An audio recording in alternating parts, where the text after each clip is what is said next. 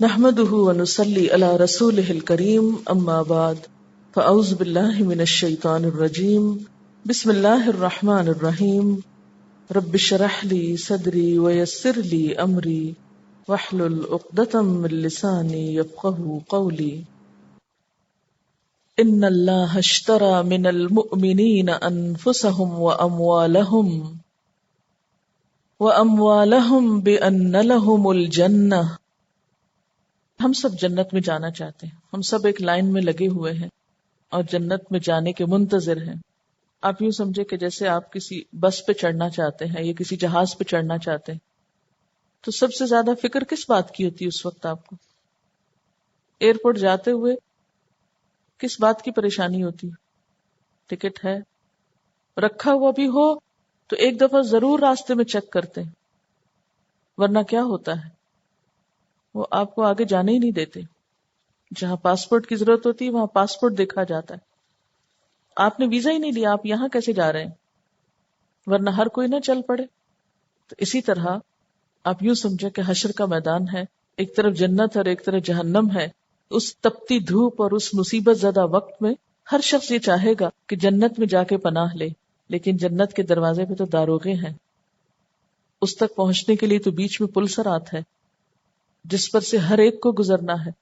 جیسے سورۃ مریم کی آیت نمبر 71 ہے، وَإِن مِّنكُمْ إِلَّا وَارِدُهَا، تم میں سے ہر ایک کو اس پر وارد ہونا ہے. وہ تو جو لوگ اہل نہیں ہوں گے وہ اس پل پر سے ہی نیچے گرا دیے جائیں گے، وہ تو آگے تک پہنچ ہی نہیں سکیں گے. پل بھی پار کریں گے، آگے ایک اور پل ہوگا، ایک اور جگہ ہوگی جہاں کھڑے ہو کے آپس کے حقوق العباد کا حساب کتاب دینا ہوگا. قدورتیں نفرتیں ساری دھو کے پھر اندر جانے کی اجازت ہوگی. الا ان سلعۃ اللہ غالیہ، الا ان سلعۃ اللہ الجنہ.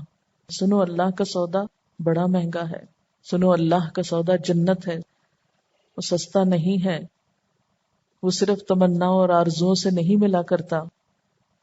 وہ تو بہت عالی شان جگہ ہے جس کے بارے میں کوئی تصور بھی نہیں کر سکتا. کسی آنکھ نے ایسا منظر دیکھا ہی نہیں، جس میں ایک کوڑا رکھنے کی جگہ دنیا و مافیہا سے بہتر ہے، جو ہمیشہ ہمیشہ کی جگہ ہے. یہ کیسے ہو سکتا ہے کہ وہ محض باتوں سے مل جائے، محض خیالات سے مل جائے، محض تمنا اور خواہشات سے مل جائے اور اس کے لیے کوئی محنت نہ ہو، کوئی کوشش نہ ہو. اگر ایک کلب میں جانے کے لیے آپ کو مخصوص طریقے سے ڈریس اپ ہونے کی ضرورت ہے تو اللہ کی جنت میں بغیر کسی تمیز کے اور بغیر کسی سلیقے اور بغیر کسی ادب آداب کے ایسے ہی چلے جائیں گے. نہ ہمارے اندر اسلامی اخلاق اور آداب. یہ دنیا تو کیا ہے، ایک تربیت گاہ، امتحان گاہ، ٹیسٹ کیا جا رہا ہے کہ تم میں سے کتنوں نے وہ ادب آداب تمیز سلیقہ مینر سیکھ لیے ہیں وہاں جا کے رہنے کے. اگر وہ اخلاق ہی نہیں ابھی اندر آیا تو تم وہاں کے سٹیزن کیسے قرار پاؤ گے؟ کسی بھی ملک کی سٹیزن شپ لینے کے لیے آپ کو ایک حلف دینا پڑتا ہے، ہاتھ اٹھا کے آپ کو وفاداری کا عہد کرنا پڑتا ہے کہ ہم اس کے آئین کے وفادار ہیں، اس کے جھنڈے کے وفادار ہیں اور اس کے قانون کے وفادار ہیں، اور ہر چیز سے بڑھ کر اس کو ترجیح دیں گے جب آپ کو سٹیزن شپ دیتے ہیں. اور اگر آپ اس کی کسی کلاس سے انکار کریں تو آپ وہاں کے اہل نہیں، آپ کو ڈسکوالیفائی کر دیا جاتا ہے. جن لوگوں کا کبھی کوئی ویزا ریفیوز ہوا ہو، یا جن لوگوں کو کبھی کوئی نیشنلٹی ریفیوز ہوئی ہو، یا جن لوگوں کو کبھی نوکری سے انکار کیا گیا ہو، وہ سب سوچ سکتے ہیں کہ اس وقت کیسی جان اٹکی بھی ہوتی ہے. کوئی بھی چیز جس کی طلب کے آپ خواہش مند ہو، شوقین ہو، عین اس وقت کے جب آپ کو ملنے کا ڈیسیژن ہونے والا ہو آپ کو ریفیوز کر دیا جائے،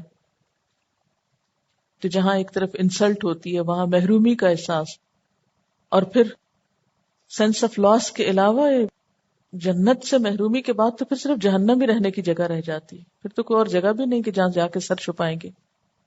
اور پھر کسی بھی چیز کا پانے والا طلبگار سو نہیں سکتا، آرام نہیں کر سکتا، بے خوف نہیں ہو سکتا. اس کو تو ہر روز ہر لمحہ دھڑکا لگا رہتا ہے جب تک کہ وہ اپنی منزل کو پا نہیں لیتا. دنیا میں ایک چھوٹی سی چیز ہی آپ کو ملنا ہو، مثلا کسی کی شادی کی تاریخ ہی طے ہو گئی ہو، تو وہ ایک ایک دن گن کے گزارتا ہے کہ ہائے کوئی ایسی بات نہ ہو جائے کہ یہ سب کچھ کینسل ہو جائے. کوئی بھی اہم چیز آپ کو مل رہی ہو، کتنا خوف ہوتا ہے کہ یا اللہ وہ صبح طلوع ضرور ہو جائے. رات کو نیند نہیں آتی کہ ایسا نہ ہو کہ سویر طلوع نہ ہو سکے، رات لمبی نظر آنے لگتی ہے. تو جو جنت کے طلبگار ہوں، جنت کے شوقین ہوں، وہ ایسے ہی بے خبر سوتے رہیں، ان کو کسی چیز کی فکر ہی نہ ہو. یہ نہیں ہو سکتا کہ پھر وہ اپنی ذمہ داریاں نبھانے والے نہ ہوں، وہ اپنے وعدے پورے کرنے والے نہ ہوں، وہ اپنے فرائض سے کوتاہی کرنے والے ہوں. یہ نہیں ہوا کرتا. ہم کیا سوچ کے نماز چھوڑ دیتے ہیں کہ اس کے بغیر بھی جنت میں چلے جائیں گے؟ کیا سوچ کے جھوٹ بول دیتے ہیں؟ کیا سوچ کے دوسروں کو دھوکہ دیتے ہیں؟ کیا سوچ کے اپنی کمٹمنٹ کو نہیں نبھاتے؟ کیا اللہ تعالیٰ ہماری صرف زبانی باتوں سے راضی ہو جائیں گے؟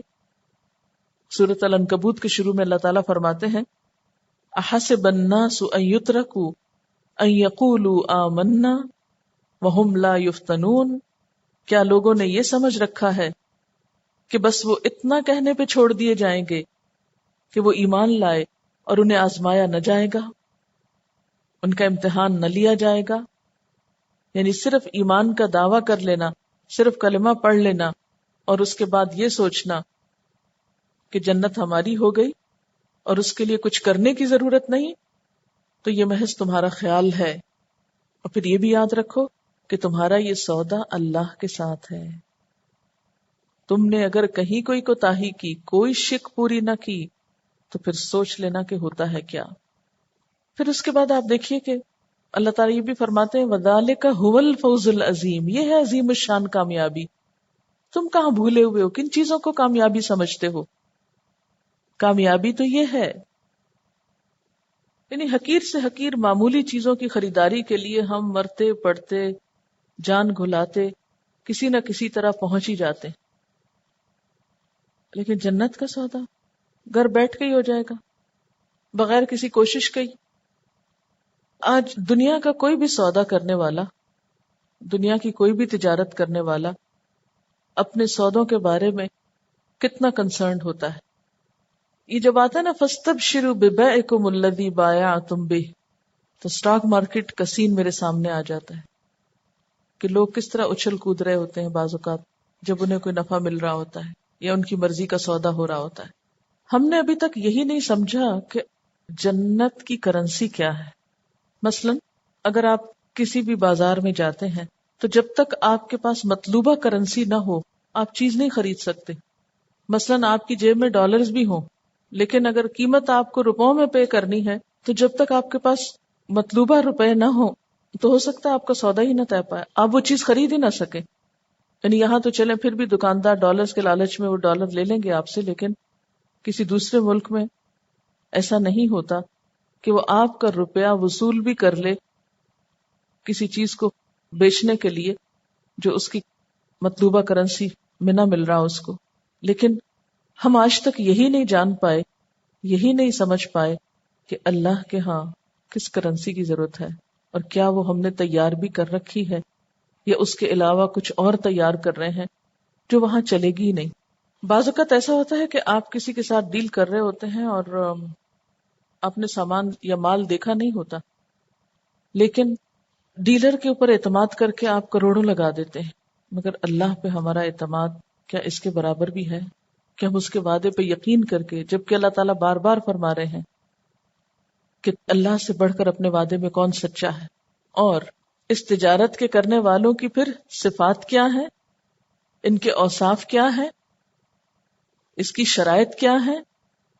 التائبون، توبہ کرنے والے، بار بار اللہ کی طرف پلٹنے والے. وہ کیوں؟ اس لیے کہ بہرحال انسان کمزور ہے. سودا کرنے کے باوجود، عہد معاہدہ کرنے کے باوجود وہ کہیں نہ کہیں بھول جاتا ہے، کہیں نہ کہیں کوئی خلاف ورزی ہونے لگتی ہے. تو اللہ تعالیٰ چونکہ رحمان اور رحیم ہے، اس لیے اس نے یہ نہیں کہا کہ تم نے ایک دفعہ اگر کوئی اس سودے کے خلاف بات کی تو اسی وقت میں ڈیل کینسل کر دوں گا. نہیں، میں تمہیں پھر مہلت دیتا ہوں، پھر مہلت دیتا ہوں کہ تم اگر ذرا بھی دائیں بائیں ہو تو فوراً اپنے ٹریک پہ آ جاؤ، فوراً اپنے عہد کو نبھاؤ. التائبون، فوراً پلٹو. جنت کے خریدار تو کثرت سے توبہ کرنے والے ہوتے ہیں. نبی صلی اللہ علیہ وسلم نے فرمایا استغفروا ربکم ثم توبوا الیہ واللہ انی لاستغفر اللہ واتوب الیہ 100 مرہ.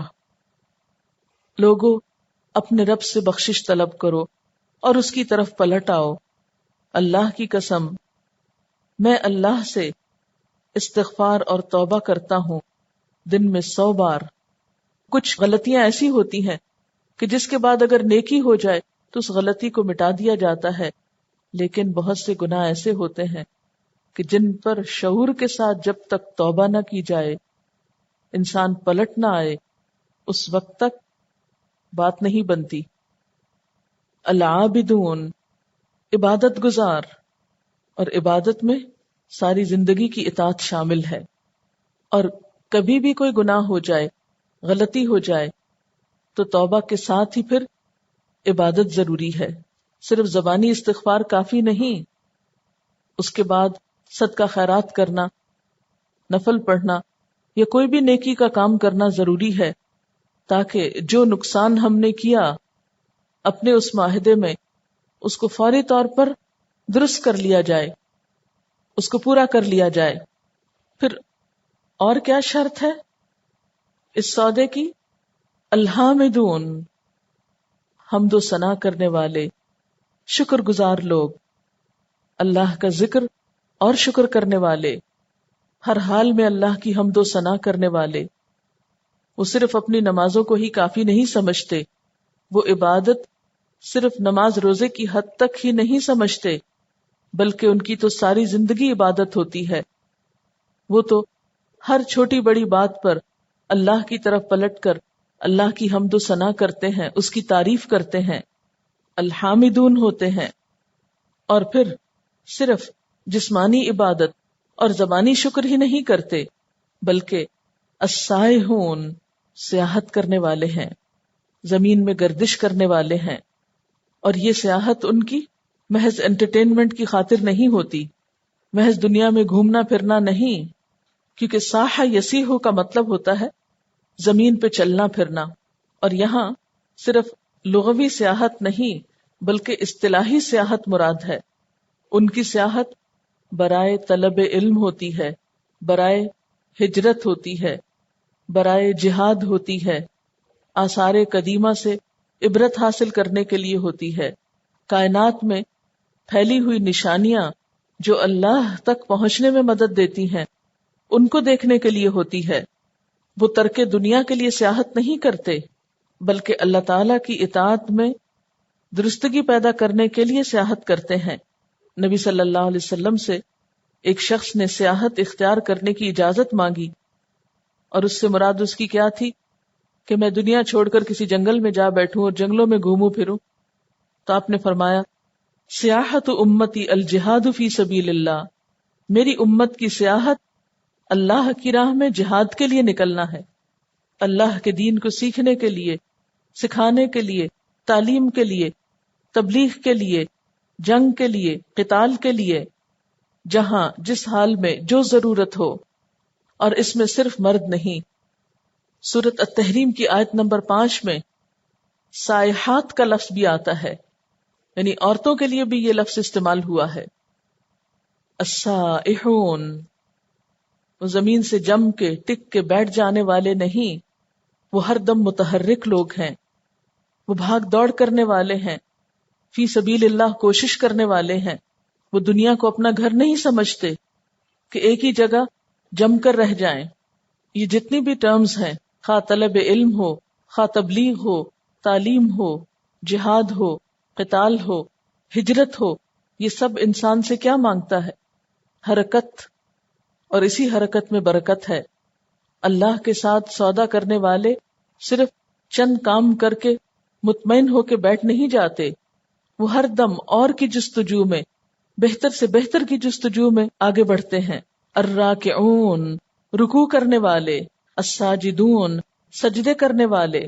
پیچھے العابدون کی جہاں بات ہوئی تو اس سے مراد تھے تمام عبادتوں کے کرنے والے، لیکن ان تمام عبادتوں میں خاص طور پر نمازوں کی کثرت والے، اللہ کے آگے عاجزی کرنے والے، جھکنے والے. کیونکہ نماز کیا ہے؟ دن میں 5 دفعہ اپنی پیشانی زمین پہ رکھ کے انسان اپنی عاجزی کا اظہار کرتا ہے کہ میں کوئی چیز نہیں ہوں، میری عقل کچھ نہیں، میری حیثیت کچھ نہیں، میں تو اللہ کا ایک عاجز بندہ ہوں. اور جہاں تک سجدوں کی کثرت کا تعلق ہے تو اس کے بارے میں ایک حدیث آتی ہے، ان ابی فراس ربیعۃ بن کعب خادم رسول اللہ صلی اللہ علیہ وسلم. حضرت ابو فراس ربیعہ بن کعب سے روایت ہے جو نبی صلی اللہ علیہ وسلم کی خدمت کیا کرتے تھے. ومن اہل الصفۃ، یہ اہل صفہ میں سے تھے. قالا، کہتے ہیں، کنت ابیت مع رسول اللہ صلی اللہ علیہ وسلم، میں رات حضور صلی اللہ علیہ وسلم کے قریب گزارا کرتا تھا. فآتیہ بوضوئہ وحاجتہ، تو میں آپ کے پاس آپ کے وضو کا پانی وغیرہ لے کر آتا، آپ کی ضرورت کا پانی لے کر آتا. تو اسی طرح ایک دن جب میں آپ کے پاس آپ کی ضرورت کے لیے پانی لے کر آیا، فقالا، تو آپ نے فرمایا، سلنی، مجھ سے کچھ مانگو. فقلت، تو میں نے کہا، اسألک مرافقتک فی الجنہ، میں جنت میں آپ کے ساتھ رہنا چاہتا ہوں. فقال او غیر ذلک، تو آپ صلی اللہ علیہ وسلم نے فرمایا، کیا اس کے علاوہ کچھ اور بھی تمہاری تمنا ہے؟ کچھ اور مانگو. قال هو ذاک، کہنے لگا، میری تو بس یہی تمنا ہے. میں تو جنت کا سوداگر تھا نا، ہماری طرح تھوڑی تھا کہ آپ فلاں جاگیر میرے نام لگوا دیجئے، ہر چیز تو آپ کے ہاتھ میں، جو حکم دیں گے مل جائے گا مجھ کو. اور صرف جنت بھی نہیں مانگی، صرف جنت کا سودا بھی نہیں، اسألک مرافقتک فی الجنہ، جنت میں بھی آپ کے ساتھ رہنا چاہتا ہوں جیسے یہاں رہ رہا ہوں. تو اس پر آپ صلی اللہ علیہ وسلم نے یہ نہیں کہا کہ ہاں ٹھیک ہے تم میری خدمت کرتے ہو، میرا پلو پکڑا ہوا ہے تم نے تو میرے ساتھ ہی جنت میں جاؤ گے. آپ نے فرمایا، فأعنی علی نفسک بکثرت السجود، تو پھر میری مدد کرو اپنی ذات پر سجدوں کی کثرت سے. یعنی اگر میرے ساتھ جنت میں جانا چاہتے ہو تو پھر سجدوں کی کثرت کرنی ہوگی. تو جو لوگ فرائض بھی پورے نہ کریں، جن کے فرائض میں بھی کمی ہو، وہ سجدوں کی کثرت کہاں سے لے کر جائیں گے؟ جو فرض نماز تک میں کوتاہی کرتے ہوں، پھر وہ باقی سب کچھ کہاں سے کریں گے؟ الراکعون الساجدون الآمرون بالمعروف والناہون عن المنکر، نیکی کا حکم دینے والے اور برائیوں سے روکنے والے. جنت میں جانے والوں کے لیے ایک شرط ہے، کنڈیشن ہے، اس معاہدے کی ایک اہم کلاز ہے. کیا؟ کہ صرف اپنی ذاتی زندگی کی حد تک ہی عبادت گزار اور شکر گزار اور رکوع سجدے کرنے والے نہ ہو، بلکہ نیکی کا حکم دینے والے اور برائیوں سے روکنے والے ہو. صرف اپنی خیر نہیں، دوسروں کی بھی بھلائی چاہنے والے ہو. الآمرون بالمعروف والناہون عن المنکر، اس سے پیچھے بھی کئی دفعہ آپ نے امر بالمعروف اور نہی عن المنکر کی بات پڑھی، اور اس میں نہ صرف یہ کہ مرد حضرات بلکہ خواتین کا کردار بھی پڑھا. والمؤمنون والمؤمنات بعضهم اولیاء بعض یأمرون بالمعروف وینہون عن المنکر. اور یہاں پھر دوبارہ سے تاکید آ گئی کہ جنت میں جانے کے لیے ضروری ہے کہ دوسروں کو خیر کی طرف بلاؤ. اگر ایسا نہ کیا تو تمہارا اپنا بھی نیکی پر قائم رہنا مشکل ہو جائے گا. امر بالمعروف اور نہی عن المنکر تو ایک کنجی ہے خود کو معروف میں قید کرنے کی اور منکر سے آزاد کرنے کی. اور پھر والحافظون لحدود اللہ، اللہ کی حدود کی حفاظت کرنے والے. گویا آیت کا اختتام کچھ ایسے الفاظ کے ساتھ ہوا جو پورے کام کو کور کرنے والا ہے، یعنی ہر کام میں اللہ کی حدود کے نگہبان. اسی طرح جیسے ایک باغ کا نگہبان، جیسے باغ کے لیے باغبان، ایسے ہی یہ جنت میں جانے والے اللہ کے دین کے اور اللہ کی اطاعت کے سارے کاموں کے نگہبان ہوتے ہیں. وہ کسی بھی معاملے میں پھر حد سے نہیں بڑھتے، کوئی ایسا قدم نہیں اٹھاتے کہ جس سے اس سودے کو کوئی نقصان پہنچ جائے. وبشر المؤمنین، اور مومنوں کو خوشخبری دے دو. مومنوں کے لیے بشارت ہے. کس بات کی بشارت ہے؟ کہ اگر تم نے اپنی یہ شرائط پوری کر دی تو تمہارے لیے بھی پھر جنت کا وعدہ پکا پکا ہے. اب اپنے آپ کو دیکھیے کہ اس میں سے کتنی شرائط آپ پوری کرتے ہیں. ہم جانا تو جنت میں چاہتے ہیں لیکن اپنی غلطیوں کی طرف توجہ ہی نہیں، عبادتیں طریقہ ہی معلوم نہیں، بات بات پہ شکوے ہیں بندوں سے بھی اور اللہ سے بھی. دنیا کے کاموں کے لیے گھروں سے نکلے تو نکلے، خواہ پوری دنیا گھوم آئے، لیکن اللہ کے دین کے لیے سیاحت، خواہ سیکھنے کے لیے یا سکھانے کے لیے یا پھیلانے کے لیے، اس کا تو ہمیں تصور ہی نہیں. پھر رکوع سجدوں کی کثرت. آپ صلی اللہ علیہ وسلم کا طریقہ کیا تھا کہ جب آپ کو کوئی معاملہ پیش آتا فوراً نماز کی طرف دوڑتے، فوراً نماز کی طرف پلٹتے. اور ہم تو اپنے استخارے بھی اوروں سے کرواتے، اور پھر صرف اپنی ذات تک نیکیوں کو رکھنے والے نہیں، دوسروں تک بھی لے کے جانے والے، اور اپنے دین کی ساری حدود کی، ساری چیزوں کی حفاظت کرنے والے. حافظون لحدود اللہ، کہاں کہاں حد ہے، کہاں تک میری لمٹ ہے، کہاں تک مجھے جانے کی اجازت ہے. والحافظون لحدود اللہ میں میری لمٹس کیا ہیں. اور پھر صرف لمٹس کا ہی نہیں معلوم ہونا، بلکہ جیسے باغ کی باؤنڈری وال کیوں بنائی جاتی ہے، تاکہ باغ کی حفاظت ہو سکے. تو ایسے سارے کاموں سے بچنا مراد ہے یہاں، جس سے اس معاہدے میں کوئی خلل آئے، دین کو کوئی نقصان پہنچے. حدود سے مراد کیا ہے؟ وہ ساری ٹرمز اینڈ کنڈیشنز ہیں جن کا پیچھے ذکر کیا گیا یا اللہ کی کتاب میں اور اس کے رسول صلی اللہ علیہ وسلم کی سنت میں. ان سب کی حفاظت لازم ہے، کیونکہ بعض اوقات کیا ہوتا ہے کہ ہم کام کر بھی لیتے ہیں لیکن اس کو گنوا دیتے ہیں، اس کو ضائع کر دیتے ہیں، یا نیکی کے پردے میں غلط کام کر رہے ہوتے ہیں، یا نیکی کی آڑ میں نیکی نہیں کر رہے ہوتے. حدود کو نہ جاننا تو ایسا ہی ہے نا کہ جیسے کوئی شخص ڈرائیونگ کی ٹریننگ لیے بغیر گاڑی لے کے سڑک پہ آ جائے تو نتیجہ کیا نکلے گا جو یہاں نکلتا ہے. بعض اوقات ایسا ہوتا ہے نا کہ جیسے ٹینڈر منگوائے جاتے ہیں کسی سودے سے پہلے اور لوگ اپنے سیمپل پیش کرتے ہیں اپنے پروڈکٹس کے، جو پروڈکٹ جو ہے وہ سٹینڈرڈ کے مطابق نہ ہو تو اس سودے کو ریجیکٹ کر دیا جاتا ہے یا اس شخص کو چانس نہیں دیا جاتا. تو ہم جو جنت کے خریدار بنے ہوئے ہیں، کبھی ہم نے غور کیا کہ ہماری شخصیت کے اندر وہ تمام چیزیں موجود ہیں کہ جو وہاں مطلوب ہیں؟ چند چیزوں کی طرف میں پھر سے توجہ آپ کی دلانا چاہوں گی. ہم نے یہ تو پڑھ لیا کہ ان اللہ اشتری من المؤمنین انفسهم واموالهم بان لهم الجنہ، پھر اس سودے کی شرائط ہم نے پڑھی، اور پھر وہ شرائط یا وہ جو کوالٹیز ہیں جن کا ہونا ضروری ہے جنت کے حصول کے لیے. تو میں تھوڑا سا اس اینگل سے آپ سے بات کرنا چاہتی ہوں کہ پڑھنے کی حد تک تو ٹھیک ہے، عمل کتنا ہے ہمارا، ہے؟ اور عمل کرنے کے لیے عمل کا طریقہ آنا چاہیے.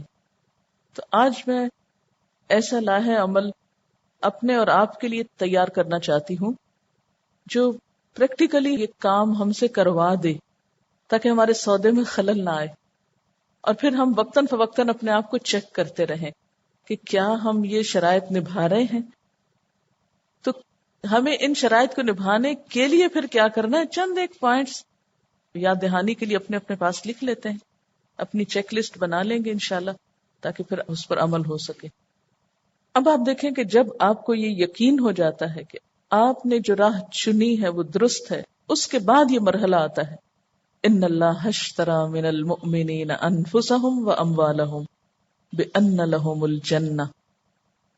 پھر جنت کی خریداری کا مرحلہ آتا ہے. اس سے پہلے تو ہم جنت کے خریدار بھی نہیں بنتے، وہ ہماری پرائرٹیز میں سے ہی نہیں، وہ ہماری سوچوں میں سے ہی نہیں، ہم اس کے بارے میں سوچتے بھی نہیں. یعنی آپ خود سوچئے کہ ہم میں سے کتنے لوگوں نے کبھی شعوری طور پر سوچا ہو کہ ہمیں جان اور مال دے کر جنت چاہیے. اس سے پہلے تو ہم کس طرح جنت کے خریدار تھے؟ فری میں، مفت میں، آرزوؤں میں، تمنا اور خواہشات کے بل پر. پتھر پہ لکیر اور پانی پہ لکیر کی بات بھی آپ نے سن رکھی ہوگی. تو جو انسان پتھر پہ لکیر جیسا فیصلہ کرتا ہے پھر وہ کوئی بھی ایسا ڈیسیژن لینے میں شیکی نہیں ہوتا. اسے پتا ہوتا ہے کہ میں نے سوچ سمجھ کر فیصلہ کیا ہے، میرا کوئی نقصان نہیں ہے مال اور جان دے کر، کچھ نہیں بگڑتا. لیکن اگر مضبوط بنیاد نہیں تو کسی بھی شخص کی بات آپ کو فوراً اپنے سودے سے پھیر دے گی. کئی سودے آپ کر کے پھر جاتے ہیں نا، پھر آپ پھریں گے نہیں اس سودے سے.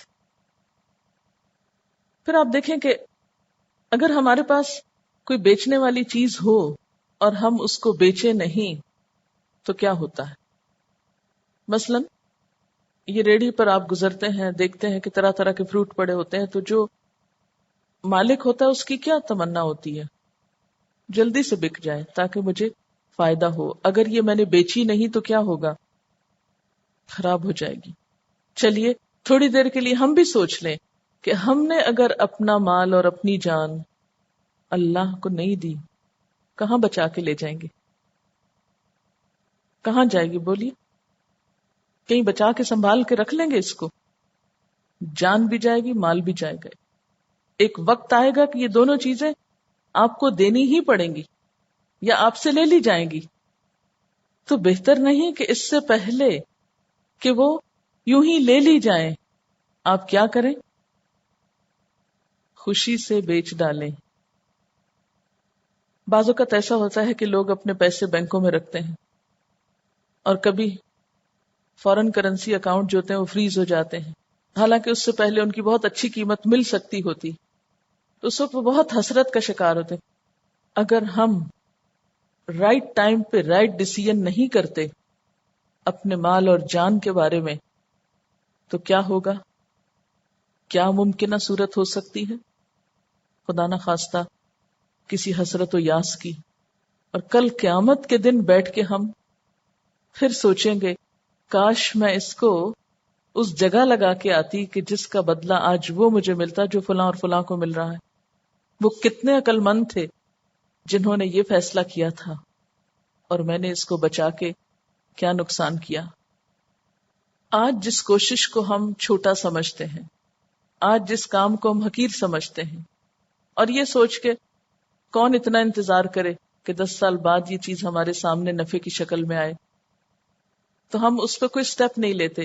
لیکن ایک وقت آتا ہے کہ پھر حسرت و یاس کے سوا کچھ نہیں ہوتا. اس وقت انسان پچھتاتا ہے کاش وہ وقت لوٹ آئے اور میں اپنا ڈیسیژن بدل لوں. لیکن اس وقت حسرت و یاس سے کچھ بھی نہ ہوگا. آج اگر ہم سستی کرتے ہیں اور وہ شرائط پوری نہیں کرتے اس سودے کی جو اللہ تعالیٰ ہم سے جنت کا کرنا چاہتے ہیں، تو یہ سستی کہیں بہت بڑی حسرتوں کا سبب نہ بن جائے. ایک اور بہترین خوبصورت بات اس سودے میں یہ ہے کہ جس سے ہم یہ سودا کر رہے ہیں اور جن چیزوں کے ساتھ کر رہے ہیں وہ ہیں بھی اسی کی، اور وہ ہمیں مہلت دے رہا ہے کہ میری دی ہوئی چیزوں کو دوبارہ مجھے دے کر اس سے بڑی چیز لے لو. تو ہم کہتے ہیں کہ نہیں، ہمیں یہی کافی. جب بھی کوئی بزنس کا نیا چانس ہوتا ہے تو آپ ہمیشہ دیکھتے ہیں پرکھ کر کے کتنے فیصد نفع ہوگا، کتنا پروفٹ ملے گا، اور عموماً وہاں لگاتے ہیں جہاں زیادہ سے زیادہ نفع ہو. لیکن پھر بھی کچھ یقینی بات نہیں ہوتی. دنیا میں کسی بھی سودے پر کسی وقت بھی کچھ ہو سکتا ہے، اس کا فائدہ زیادہ بھی ہو سکتا ہے اور اس پر نقصان بھی ہو سکتا ہے. لیکن اللہ تعالیٰ کے ساتھ جب سودا کرتا ہے انسان تو پھر 100% منافع ہے، نقصان کا اندیشہ ہی نہیں. پھر آپ دیکھیں کہ دنیا میں جب ہم کسی اسکیم میں لگاتے ہیں تو ہمیں یہ ہوتا ہے کہ شاید اس سے بہتر کوئی اسکیم آ جائے. اللہ تعالیٰ کے ساتھ جب ہم یہ سودا کرتے ہیں تو اس سے بہتر اسکیم تو کوئی ہے ہی نہیں اس کے بعد. کتنی حیرت کی بات ہے نا کہ جب کسی انسان کے پاس انویسٹمنٹ کرتے ہیں، کسی انسان کو کچھ دیتے ہیں تو اس پر پھر بھی اعتماد کر لیتے ہیں کہ نہیں ہمیں منافع مل جائے گا. لیکن اللہ کے ساتھ یہ سودا کرتے ہوئے ہمیں یقین نہیں ہوتا، کیونکہ اگر یقین ہوتا تو پیچھے نہ رہتے.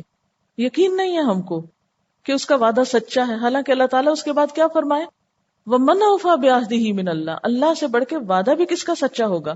وَبَشِّرِ الْمُؤْمِنِينَ، مان جانے والوں کو خوشخبری، سودا کر لینے والوں کے لیے بشارتیں. وآخر دعوانا ان الحمد للہ رب العالمین. سبحانک اللہم وبحمدک نشہد ان لا الہ الا انت نستغفرک ونتوب الیک. السلام علیکم ورحمۃ اللہ وبرکاتہ.